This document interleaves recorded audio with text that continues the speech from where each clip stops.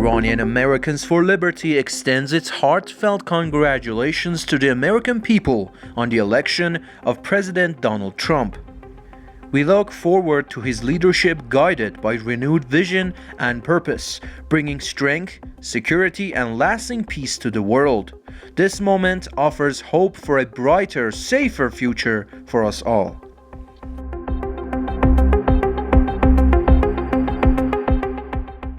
The recent United States indictment of Farhad Shakeri, allegedly directed by Islamic Republic's Revolutionary Guard to kill President Donald Trump, reveals the Islamic regime's bold and targeted aggression.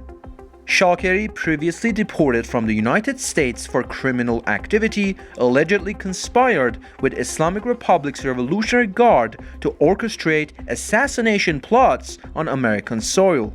These accusations, along with efforts to assassinate journalists and target United States Jewish figures, reveal the regime's strategic violence against those it deems adversarial to its agenda, using extensive criminal networks to threaten fundamental United States freedoms and safety. This case exemplifies the urgency for heightened security and vigilance against the Islamic Republic's transnational aggression.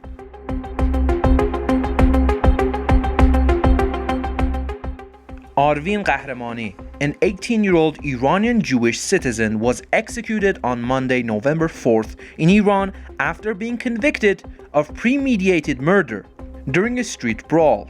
Over the past 2 years, human rights organizations, the Jewish community, and his family campaigned to prevent his execution, but their efforts were unsuccessful. Qahramani's lawyers filed 3 appeals, all of which were denied. Manucher Bakhtiari, the justice-seeking father of Pooya Bakhtiari, who was killed during the nationwide protests of November 2019, began a hunger strike on October 28th to protest his continued imprisonment in Chubindan prison, Qazvin. On the evening of Saturday, November 2nd, he was transferred to the prison clinic due to his deteriorating physical condition.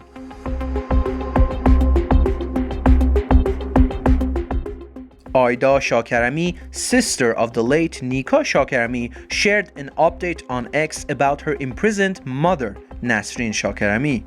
She wrote, "It's been 21 days since my mom's detention, and she still has no right to visits or calls.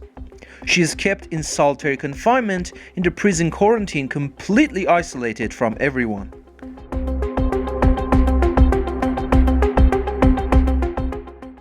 Arsham Rezai, a monarchist political prisoner who was abruptly transferred to Qazl Hisar prison in Karaj last week without prior notice, is now being held in solitary confinement. His mother shared a photo of him on her Instagram, stating, "My son's ear is infected and his eardrum is damaged." That solitary cell lacks basic hygiene facilities. "If anything happens to my son, the responsibility lies with the prison officials and the warden of Qazl Hisar."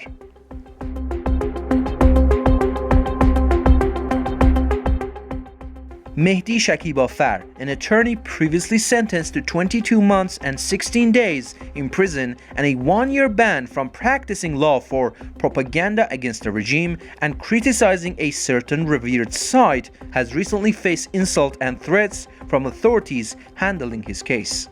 This harassment followed his congratulatory message on Donald Trump's presidential election win. Shakibafar was also sentenced to an additional 7 months for chanting "Reza Shah, rest in peace." Other charges against him include providing free legal defense to those detained during the nationwide protests of December 2017 and November 2019, and Iran's national uprising, reflecting his patriotic stance as a lawyer.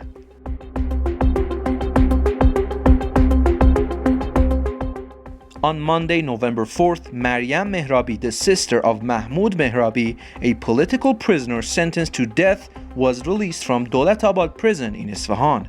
Previously, Ms. Mehrabi had been sentenced by the Isfahan Revolutionary Court to 6 years in prison, with 5 years enforceable.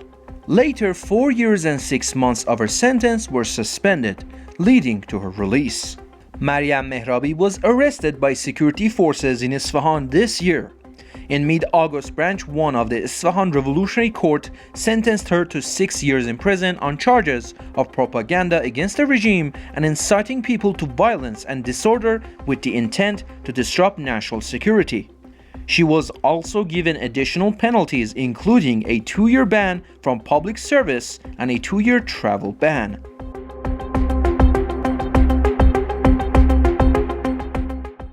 A female student at Tehran's Azad University staged a protest by removing her clothing in response to an incident with university security. Social media footage shows the student walking across campus after reportedly being assaulted by security personnel who tore her clothing. Social media footage shows the student walking across campus after reportedly being assaulted by security personnel who tore her clothing. Amir Mahjoub, director of public relations at Islamic Azad University, stated on his X account that the student was taken to the police following an indecent act. He mentioned that the motives and reasons behind the student's actions are under investigation. This incident has drawn significant attention, highlighting ongoing tensions around security practices and student rights in Iranian universities.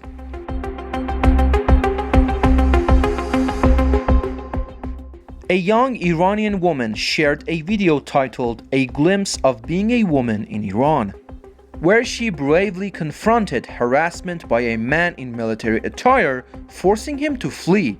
Instead of support, her account was suspended just hours later. She also voiced frustration over the indifference of bystanders, particularly men, in such situations. Despite the assault and her self-defense, police have referred her to the judiciary instead of supporting her, stating that she is now facing legal action for her lack of hijab. This incident in Tehran has sparked widespread reactions and highlights the structural neglect of women's safety and rights in Iran under the Islamic Republic.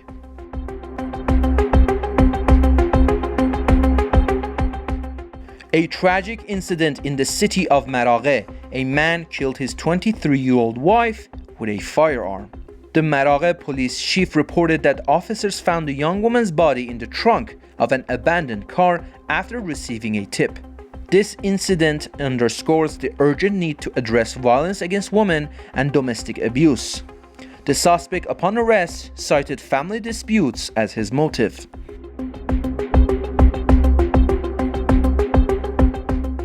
Arezou Khavari, a 16-year-old student, tragically took her own life after facing harsh and insulting treatment from school officials for wearing jeans and not wearing a hijab during a school trip in Shahr Rey. Her father revealed this wasn't the first time the school had pressured his daughter over various issues. The family had filed a complaint, but the school has not responded, and the Ministry of Education remains silent. Some sources indicate she was of Afghan descent.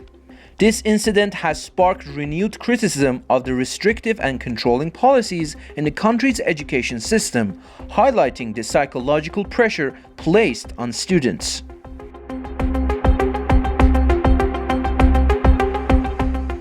Valiullah Qadamian, a 67-year-old Baha'i prisoner in Evin, returned to prison after his medical leave was not extended. Mr. Qadamian, suffering from fever and symptoms potentially indicating tuberculosis or pneumonia, was granted medical leave on October 21st. However, on Wednesday, November 1st, despite his severe weakness and a doctor's recommendation for at least 2 weeks of rest away from confined spaces, he was returned to prison due to the non-extension of his leave.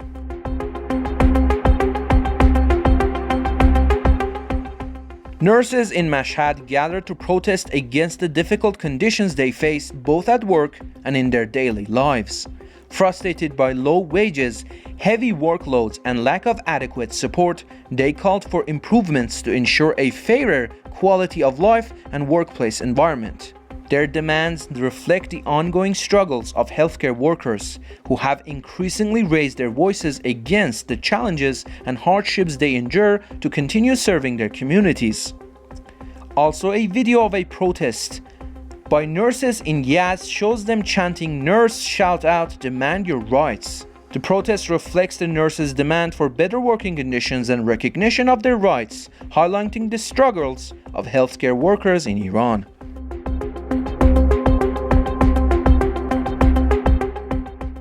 A video from a protest by steelworkers retirees in Isfahan shows demonstrators chanting slogans like "Promises sounded great, but they were all lies." The protest highlights the ongoing frustration of retirees who feel betrayed by unfulfilled promises, reflecting broader dissatisfaction with the government's failure to address their concerns.